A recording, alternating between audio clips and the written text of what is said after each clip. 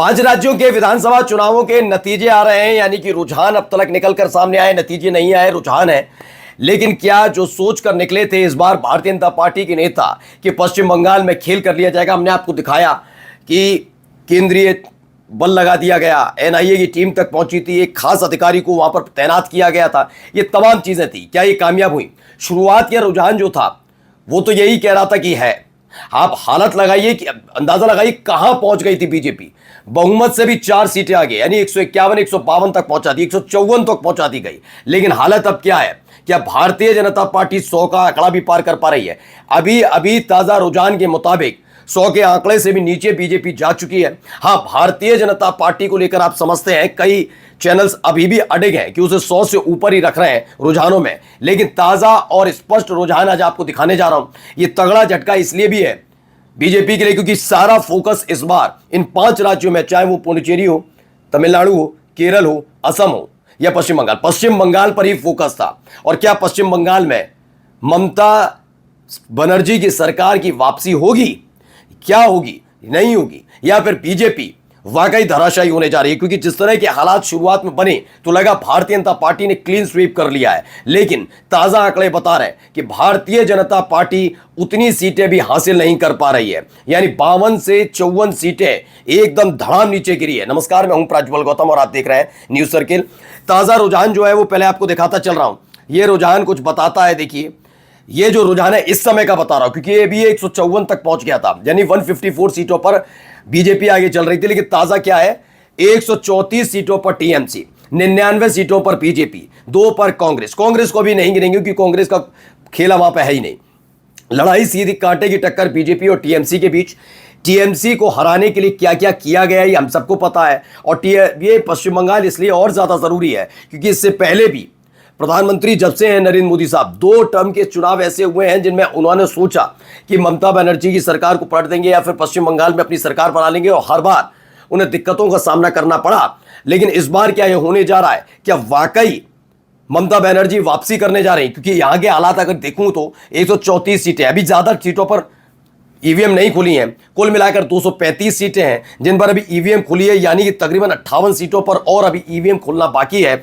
इन सब के बीच 99 सीटों पर बीजेपी आ गई है, बढ़त है। लेकिन क्या ये शुरुआती रुझान है? नहीं, ये शुरुआती रुझान नहीं है। शुरुआती रुझान तो बिल्कुल बीजेपी को स्पष्ट बहुमत दे दिया था, बहुमत से 8 सीट दूर, अरे बहुमत से 4 सीट ज्यादा, ये सब खेल न्यूज चैनल पर चल रहा था। लेकिन ताजा रुझान बताता है 99 सीटों पर बीजेपी आगे है, यानी जो 154 तक पहुंची थी वो गिरकर 99। ये भी नहीं कह रहा अभी मैं कि बीजेपी पलट नहीं सकती है, तस्वीर बदलेगी नहीं। देखिए रुझान है, ना टीएमसी के लिए कुछ कहा जा सकता ना बीजेपी के लिए। टीएमसी के लिए इसलिए आश्वस्त थोड़ा होता हुए नजर आते हैं लोग क्योंकि पश्चिम बंगाल में टीएमसी ने अपना दबदबा बनाए रखा है। भारतीय जनता पार्टी अलग अलग राज्यों में जो करती रही उसका असर भी देखने को मिला है इस चुनाव में। पश्चिम बंगाल का वोटर इस बार बहुत साइलेंट भी रहा, इसीलिए कई ऐसे एग्जिट पोल थे जिन्होंने पलटी भी मारी थी कि हम कुछ नहीं बताएंगे। अब क्या वो होता जा रहा है? शुरुआत में क्या क्या हो रहा था जरा वो पहले मैं आपको दिखाता चल रहा हूं। देखिए यहां पर अलग अलग तरीके से ये बताया जा रहा था कि ऐसा है वैसा है, जरा समझिए। ये कुछ रुझान निकलकर सामने आए थे जिनमें अलग अलग, शुरुआत में जो था वो ये था, कुछ 88-90 का था, यानी 88 सीटों पर टीएमसी आगे थी। शुरुआत में 2 सीटों का गैप था, 90 पर बीजेपी, ठीक है ना, 90 सीटों पर आगे बता रहा हूं। ये भी रुझान फिर समझते चलिए, सिर्फ रुझान की बात हो रही है। फिर ये रुझान 5 सीटों के गैप में तब्दील हो गया, 100 सीटों पर बीजेपी आगे हो जाती है, 95 सीटों पर टीएमसी आगे होती है, सिर्फ 5 सीटों का ये गैप मिलता है, जबकि 2 सीटों का गैप शुरुआत में था। फिर ये और गैप बढ़ता, लेकिन उससे पहले कांटे की टक्कर होती है। बीजेपी और टीएमसी एक जगह पर आकर खड़े होते हैं, 103 सीटों पर टीएमसी और 103 सीटों पर बीजेपी आगे होती है, यानी दोनों में टाई अप पूरा होता है। अचानक से फिर तस्वीर बदली, 105 सीटों पर टीएमसी चली जाती है और 110 सीटों पर बीजेपी आ जाती है, यानी 5 सीटों। ये स्विंग देखते चलिए, मैं बार बार इसलिए आपको बता रहा हूं, स्विंग देखिएगा। ऐसा नहीं है कि टीएमसी ने अगर बढ़त बना ली तो आगे बढ़ती चली गई, वो भी बहुत, अभी देखेंगे आप 105 110 तक की कहानी पहुंच रही है, लेकिन ये कहानी 20 से 50 तक के गैप पर पहुंचेगी। लेकिन फिर अचानक से तस्वीर बदली है। देखिए शुरुआत में फिर बताया, देखिए फिर से 99 सीटों पर, 105 से डायरेक्ट 99 सीटों पर टीएमसी आती है, 118 सीटों पर बीजेपी आगे बढ़त बनाती है, 20 सीटों का यह गैप हो जाता है। ये गैप लगातार बरकरार रहता है। टीएमसी 105 सीटों पर आगे, 125 सीटों पर बीजेपी आगे, यानी 20 सीटों का गैप स्पष्ट तौर पर यहां नजर आता है। लेकिन ये गैप अचानक से बढ़ता नजर आता है। 110 सीटों पर टीएमसी, 120 सीटों पर बीजेपी, यानी 10 सीटों का गैप हो जाता है। कुल मिलाकर मैं इसीलिए बता रहा हूं, जो भारतीय जनता पार्टी ऊंचे स्तर पर पहुंच गई थी, बिल्कुल ऐसा लग रहा था बहुमत। देखिए यहां पर भी देखिए 107 सीटों पर टीएमसी आती है, 135 सीटें तक बीजेपी बढ़त बना लेती है, 135 सीटों पर 139 सीटों तक पहुंच जाती है। देखिए ना, 103, 139, अंदाजा लगाइए कितनी, 36 सीटों का अंतर पड़ गया। यह स्थिति बनी है। फिर अचानक से क्या हुआ, वही 99, 134, 134 सीटों पर टीएमसी आगे, 99 सीटों पर बीजेपी। यानी सोचिए वहां से तो जिस तरीके से भड़बड़ाकर गिरते हैं, उसका असर होता हुआ नजर आता है।